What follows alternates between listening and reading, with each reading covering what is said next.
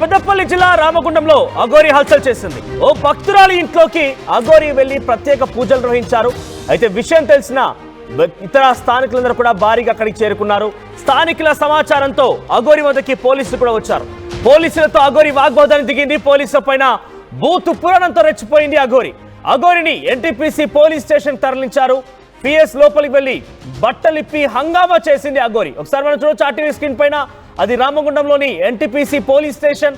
ఆ police station ఆవరణలో lady Aghori వివస్త్రంగా నిల్చొని కొంత హైడ్రామా క్రియేట్ చేసింది. మొదట కొంత ఆవిడ బట్టలు వేసుకొని తన భక్తురాలి ఇంటికి వెళ్ళి పూజలు చేశారు. మనం చూడొచ్చు రైట్ సైడ్ బాక్స్ లో బట్టలు ధరించింది.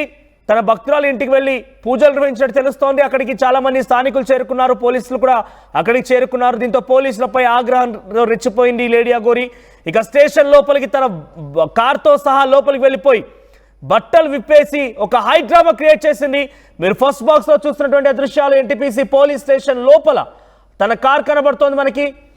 ఆవిడ కూడా వివస్త్రంగా అక్కడ ఒక హైడ్రామా క్రియేట్ చేసినటువంటి ఆ సినారియో మనం చూస్తున్నాం.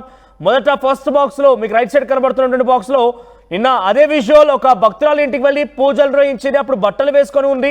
ఆ తర్వాత తిరిగి పోలీస్ స్టేషన్కి వెళ్ళి పోలీస్ స్టేషన్ లో ఒక హైడ్రామా క్రియేట్ చేసింది.